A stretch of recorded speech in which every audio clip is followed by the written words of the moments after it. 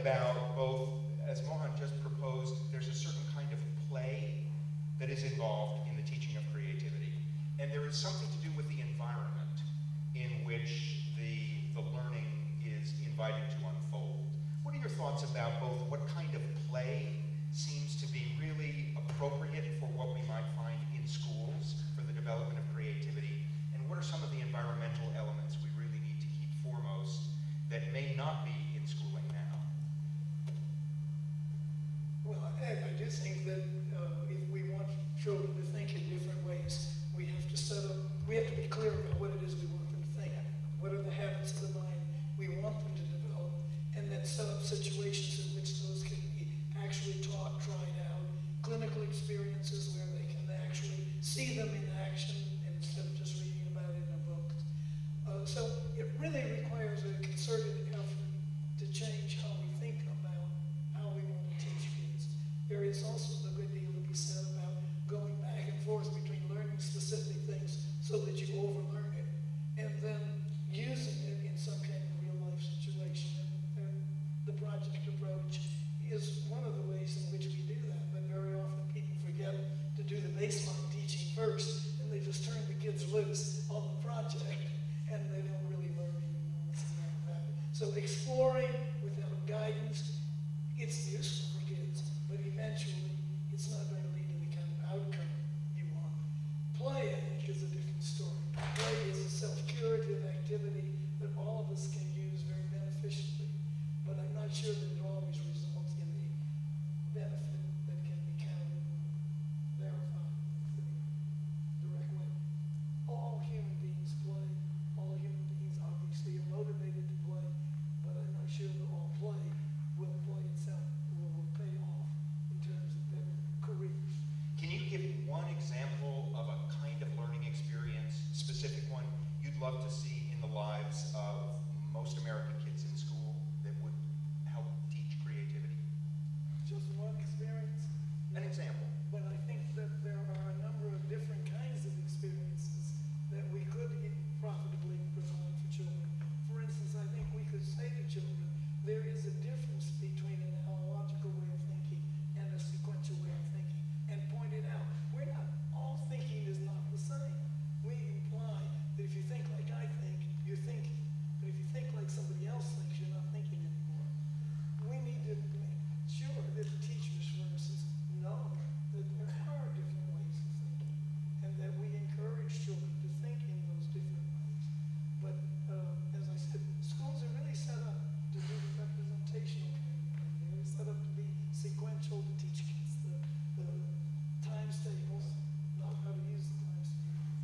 I would ask Barbara, how do you train teachers? Because that's got to be one of the steps. How do you train teachers to take on this task? Because if you got to give them the tools that says, here's how you want to look at thinking. You need to understand different types. Here's experiments that you can do with the kids to demonstrate the different types. Here's what you have to do as you're looking at papers, not to fall back into your same habit.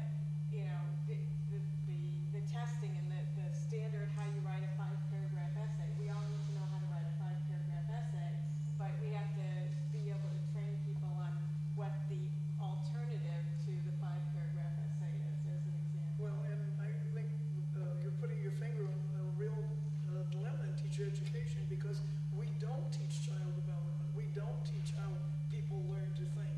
We teach them what to do. And if you can't think for yourself in your own teaching, you're not very likely to be able to encourage children to think independently. And we have to give them confidence, too, to do it. Yes. And I think one sort of issue that we also need to consider when wrapping all this around is it's all very well to ask either teachers or students, or for that matter business executives, to be creative, but how do they get rewarded? What are the incentives?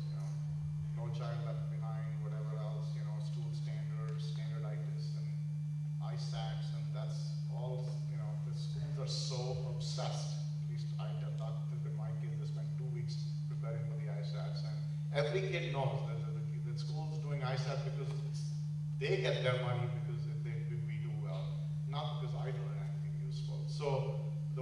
set up performance appraisals or assessments for teachers or for students. Or for when you get to the business world, we say be creative, but make sure you make your product sales numbers this quarter. So play, but then come back and make the numbers. So I think unless we address the incentives, the compensation, the performance assessment, people, there's Khrushchev once said, in the end, people do what you pay them to. So you got to pay them differently if you want them to play differently. And certainly one of the inhibitors of a creative environment is fear of failure, and risk-taking being one of the kind of essential elements of creativity. We got a kind of direct conflict. How do you encourage risk-taking without, if you still have fear of failure? So schooling and in the business world, very often that kind of conflict within the lives of the participants. So we really want them to take risks within certain limits. And that's where the sandbox. Too much freedom gets in the way. Right, and that's part of when the business people I talk to were not so enthusiastic about the way they hear arts people talking about creativity. They would say, the last thing I want is my staff running around being creative all the time. What I want is them to recognize the few occasions when creativity is actually called for, and to be able to pour the skills into those few opportunities and nail them. But man, I don't want them thinking every opportunity throughout the day is an opportunity to be creative. Well, the last thing the generals want is really creative foot soldiers reinterpreting what their commands are. Exactly. How about our audience? Do we have some thoughts, observations of your own, or questions for our panel? Raise a hand if you've had something tickling in the back of your mind. Yes. Thanks. Thanks, this has been a great discussion. I've really enjoyed it. I've spent the last 15 years of my life working with adults, teaching them more creative thinking, so I'm at one end of the spectrum. But the question that I have specific to education is, do we really want to teach kids to be more creative? A radical notion maybe, but so every time I hear somebody talk about education reform, it's always at the altar of the 3 R's, right? Reading, writing, and arithmetic.